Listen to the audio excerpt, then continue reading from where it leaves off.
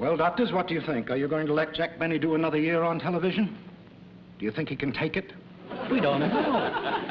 What do you mean you don't know? You're looking at his x-rays. No, these are our x-rays. We want to see if we can take it.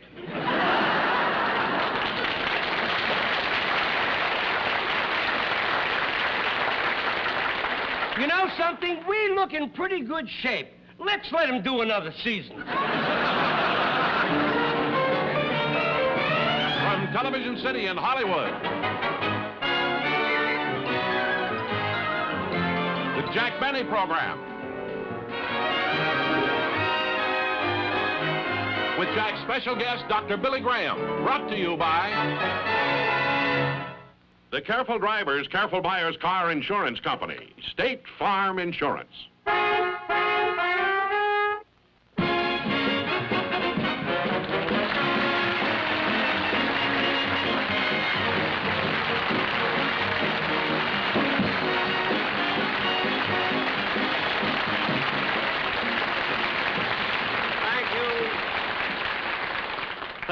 Thank you very much, ladies and gentlemen, and welcome to the start of my new season. And I must tell you something. As many years, after all the years that I've been in television, I still get nervous before an opening show. I was nervous when I woke up this morning. I was nervous driving here from my house. I was nervous just now as I was standing in the entrance. And you know, I never get over that feeling until I get my first big laugh.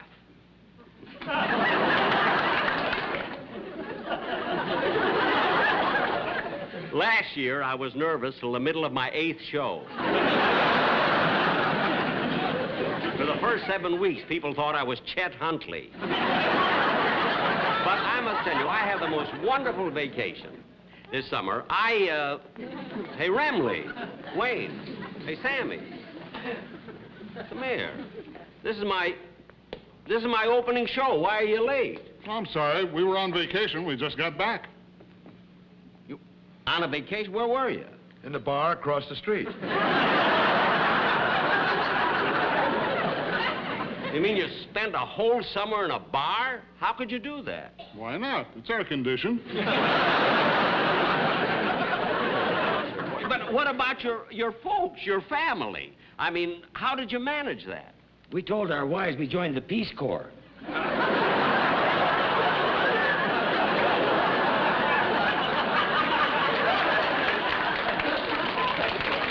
right, fellas, look it. You're back. You didn't pawn your instruments. Now go over and sit with the orchestra boys.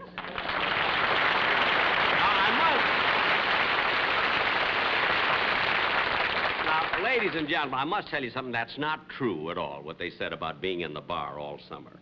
You know, they were ashamed to tell you what they've been doing the past 3 months. They were the infield for the New York Mets. Imagine how Casey feels.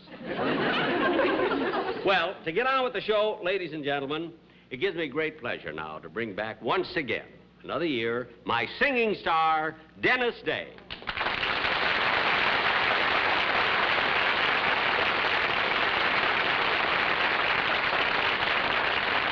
Dennis, welcome back to the show. It's good to see you again. Well, thank you, Mr. Benny. It's good to see you again. Yeah, thank you. You know, I was just telling the audience, I started to tell them, about a vacation that I had. And you know, Dennis, you have to be away from people. You have to be among strangers before you can appreciate your real friends.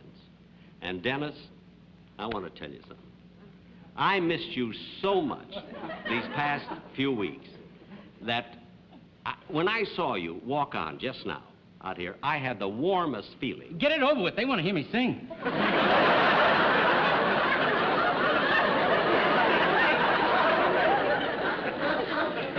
Well, that's a fine attitude to take. Here we've been separated from each other for months. You didn't even ask me where I went on my vacation. Well, you didn't ask me where I went. That's right, Dennis, that's right. I didn't ask you. I'm sorry. Where did you go? Nowhere. You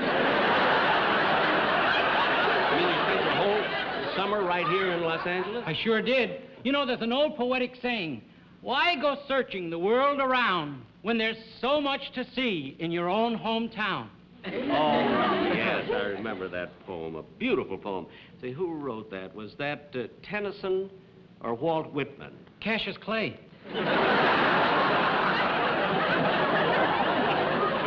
Oh, yes, the Roman. Yes. Now that I told you what I did, where did you go?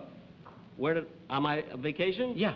Dennis, I'm glad you asked me. Uh-huh. I went to the most beautiful spot in the High Sierras. Gee, I'd like to make a trip like that. Tell me, what was it like? Well, Dennis, let me explain it to you. Yeah. It was up at in the most enchanted lake. Get it over with. They want to hear me sing. For heaven's sake, you asked me! Sausage. I thought you'd come back a little bit different this year. But not, you're the same stupid kid. Never saw anything like it. No problem at all. Now, wouldn't you think that once you come Down back... here, we'll have something for you. Oh, yes, here we are. Two right down front. Now, sir, if you'll just get right in there. That's it. Here, let it through, please, folks. That's it. Now, ma'am, if you'll just sit right down here. Would you mind? I'd like to sit with my husband. Oh, yes, of course. You, sir, up. Yes, please. Up, that's it. Now, right across here, if you will. Don't stomp on them. That's right. Now, ma'am, if you'll just work right in there, I think we'll have the problem all solved. That's all right. There we are. But now, you've got me separated from my wife. Oh, sir, if you don't mind, up. That's it. Now, you just scrunch across there, and you over here. There. Now, if we're all comfy, let's try not to fall asleep. I'm sorry, there are no more seats.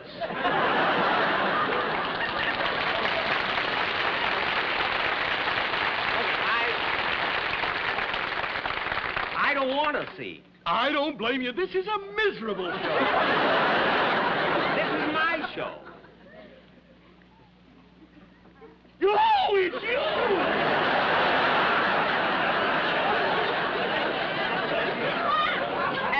Yes, it's me.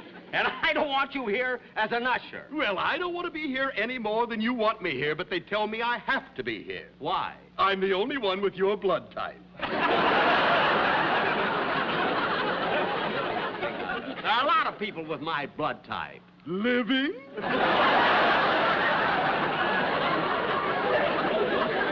Who knows? Now, look, you didn't have to have this job at all. You just like to aggravate me. Get out. Oh, all right. Yeah, all of you who've had enough, follow me. Now, let that out.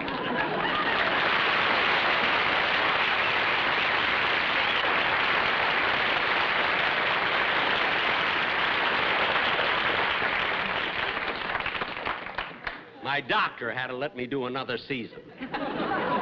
Dennis, I'm sorry about this interruption. Where were we? Well, you were telling me about your trip, and I said they'd rather hear me sing. Well, Dennis, I hate to tell you this, but I forgot to tell you, but you're not going to sing a song this first show. I'm not? No. You see, because of the craze now for, folk singing and hootenannies. Hootenanny? Yeah, hootenanny.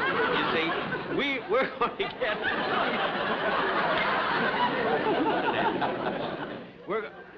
I asked my producer to get Peter, Paul, and Mary. Hootenanny. Yeah,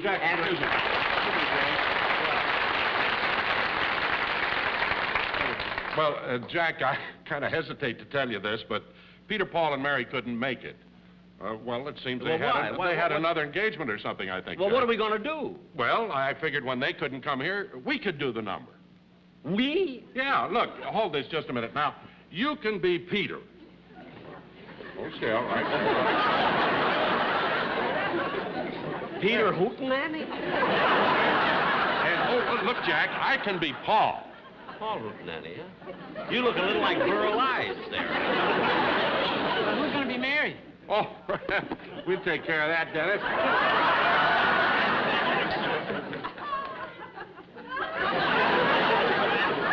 What do we do with this? I'll take it. Okay. All right, Malin. We know the number. Hit it.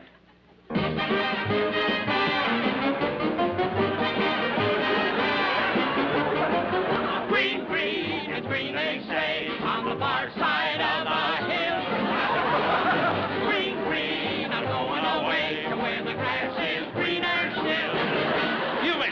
some money if you listen to me. Here's a tip you can't ignore. Buy State Farm Insurance, and it's dollars you may save. Get 10, 20, 30 or more. Green trees with golden green, that's the kind I like to see. Green trees, golden green, Kind of green for me. well, I'm a State Farm booster, and I'm telling you why. They save me money, but that's not all. You get hometown service wherever you drive. Try 'em now and give 'em a call.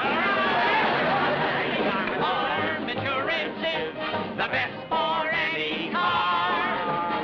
State Farm insurance is, And that's kind of green for me. that's the kind of green for me. That's kind of green for me.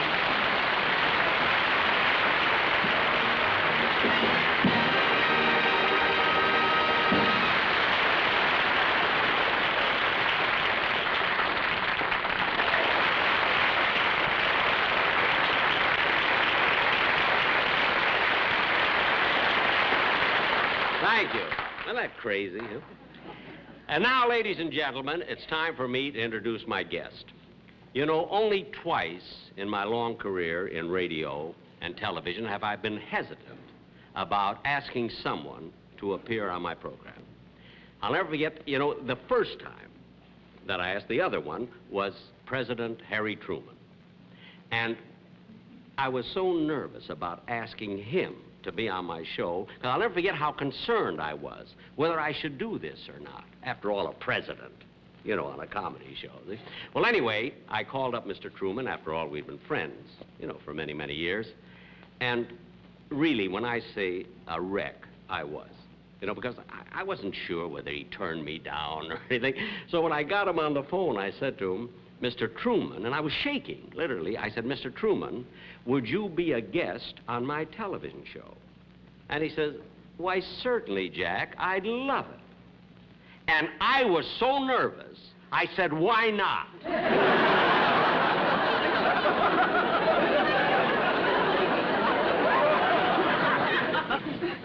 Well, anyway, I found myself in that same position with the guest I have this evening. A man of such stature in his chosen field that I was apprehensive about asking him. But he was gracious enough to accept my invitation. And here he is, the Reverend Dr. Billy Graham.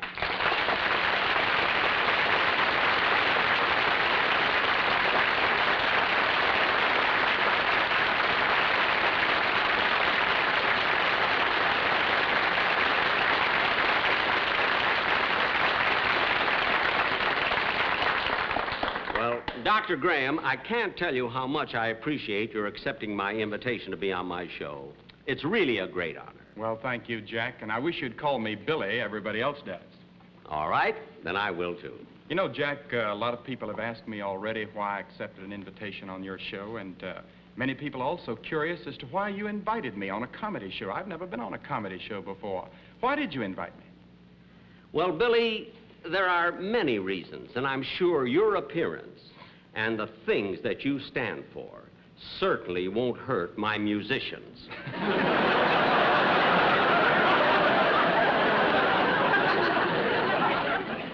But, Billy, now I have to ask you, why did you accept my invitation? Well, Jack, I've always admired you. You've always had a clean, wholesome show, and it's a great privilege for me to be here. But I heard you tell the audience a moment ago that you were nervous when you asked Mr. Truman. That's true, Billy, and I was a wreck. And I was a wreck when I called you. But I don't think you noticed it, did you? Oh, yes, I did. You know, right off the reel, you called me Billy Sunday.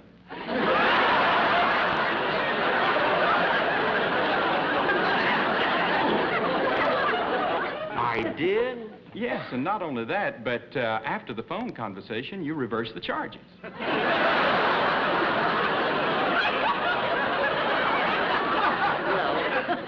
Sometimes I do that. On a local call?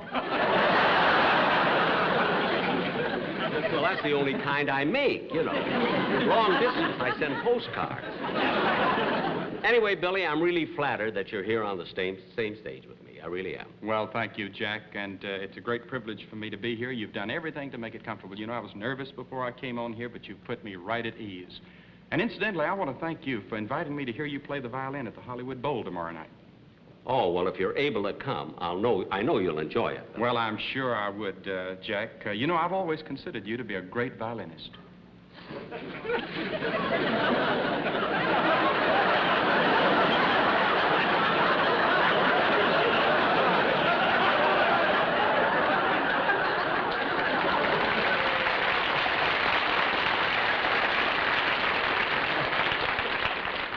You know, he's not allowed to lie.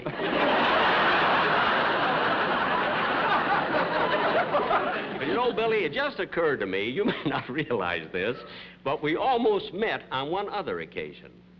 When was that? Well, in 1954, when you were having one of your crusades in London, I was there at the same time playing at the Palladium Theater. Oh, I remember reading about that in the newspapers, and you were terrific. You were having tremendous crowds. Well, I thought I was. But when I was there, I drew about, say, 30,000 people. And then I realized how insignificant that was when during that same week, 500,000 people came to see you. Imagine 500,000 people in 1 week. I certainly can't take much credit for that, because look at the writers I have.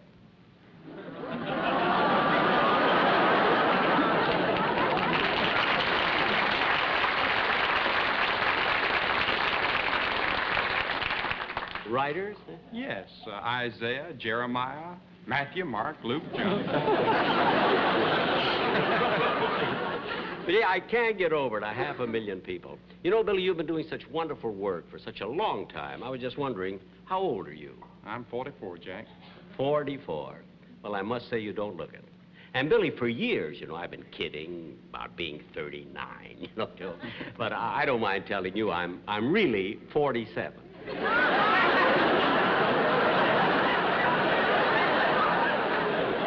47? Yes. Jack, I'd suggest you come to another one of our crusades. What? Well, we can't do much for your mathematics, but perhaps we could ease your conscience a little. I know. But, Jack, you couldn't possibly fool me, because I've been following your career for years. When I was a boy back on the farm in North Carolina, we used to listen to you on the radio. You did? Yes, sir. And I must say I've always admired your work. But there's one thing that I'm curious about. What is it?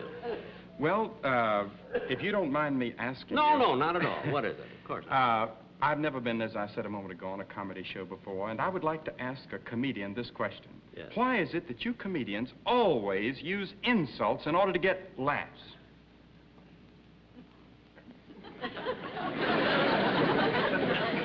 Insults? Yes, this fine fellow you have on your show, Dennis Day, for example, you called him a stupid kid. Now, that seems unnecessarily rough to me. I don't know what else to call him.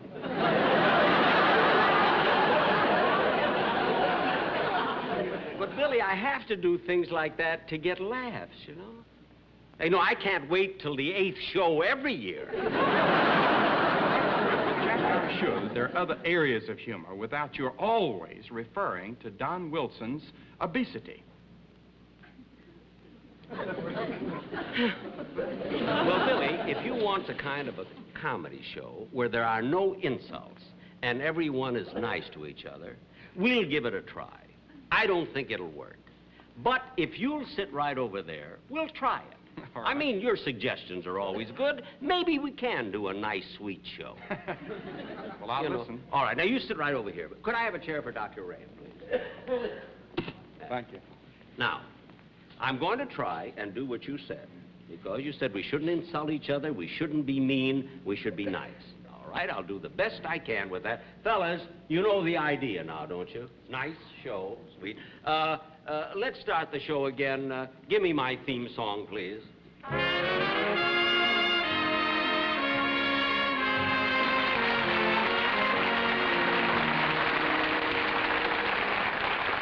Good evening, ladies and gentlemen, and welcome to my opening show of the new season. I can't tell you how much I enjoy being... Oh, Ramley, Sammy, Wayne. This is my opening show. Why are you late? Sorry, Mr. Benny, but on the way to the studio, we were thirsty, and we stopped to have a tall glass of orange juice.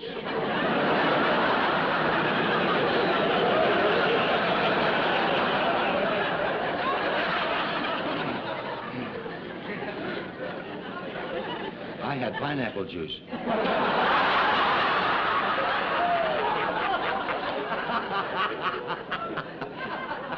Oh, that's what it is. Orange juice? Pine? That's funny. I thought you all drank milk. Only at parties to be sociable. Well, now, why don't you go and join your other distinguished colleagues? Would you? That's it. That's what you like. All right, Billy. Now, ladies and gentlemen, getting on with the show, I'd like to bring out my announcer, a man without whom I could not be where I am today, Mr. Don Wilson.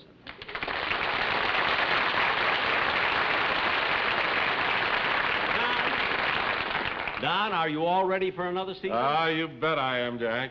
Well, good. And Don, I hope you don't mind my commenting, but I just can't get over how thin you've got. You're so un-obese.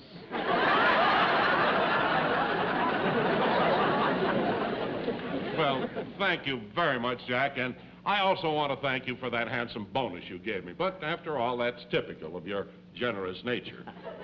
And certainly there's no one who's more unparsimonious.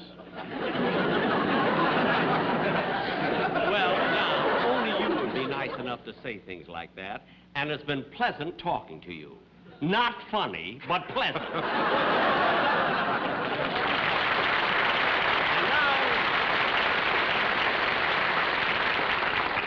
And now, getting on with the show, I'd like to introduce my singing star, a brilliant young man with a golden voice, Dennis Day.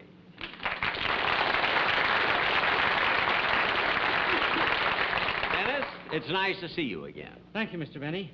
Now, how about telling our audience how you spent your summer vacation? Well, rather than just waste my time having fun, I decided it'd be much better to enrich my mind, so I went to UCLA. Oh, you went to UCLA? Yeah? Well, that's wonderful, Dennis. And what did you study there? Well, I decided to take higher mathematics, nuclear physics, and a critical evaluation of hootenanny.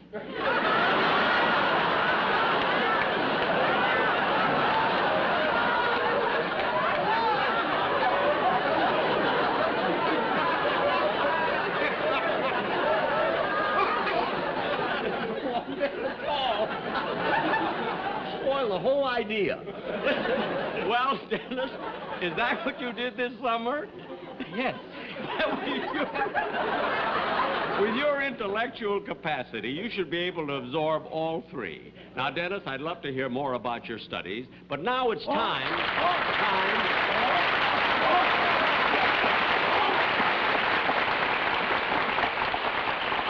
Hold it.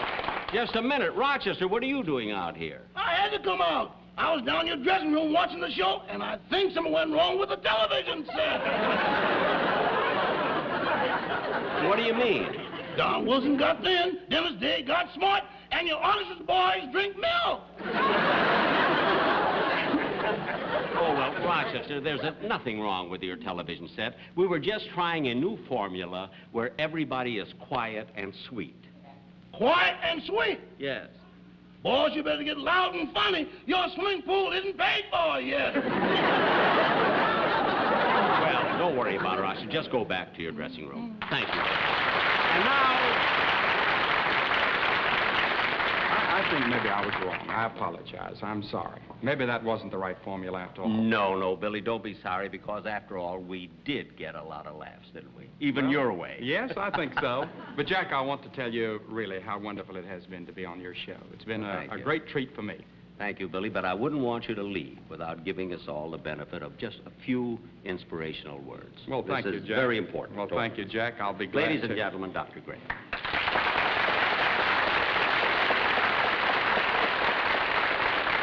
I think all of us recognize that we're living in one of the most critical periods in the history of the world. There's a great deal of hate and prejudice and division and lawlessness around the world, and people are asking, is there a way out? Is there a way to solve our problems? Is there a formula? I think King Solomon of ancient Israel gave it to us many years ago when he said, if my people which are called by my name, shall humble themselves and pray, and seek my face, and turn from their wicked ways, then will I hear from heaven, will forgive their sins and heal their land. I don't think there's ever been a greater formula for world peace and the solving of our problems than that given to us by King Solomon long ago. Good night, and God bless you, Jack. Thank you, fellas. Thank you.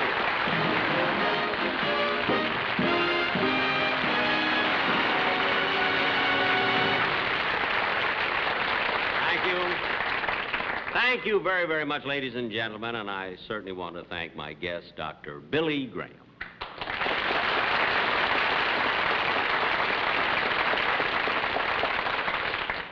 I really feel honored having had him on the show. I'll be with you again next week for Jell-O, when my guest star will be Robert Goulet. Now, I'm looking forward to a very fine season because some of my guests besides Robert Goulet will be Carol Burnett in another new show, Bobby Darin, George Burns, Mr. and Mrs. Jimmy Stewart in another new show, Clint Walker, Ed Sullivan, Johnny Carson, Peter, Paul, and Mary. We're going to try to do the best job we can with new guest stars because I feel that throughout the years, I've had such a loyal audience. Get it over with. They want to watch the next show. The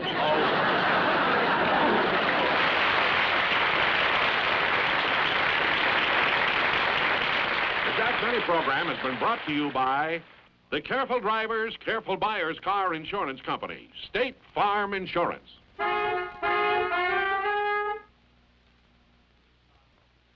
This is Don Wilson saying good night. This program is pre-recorded.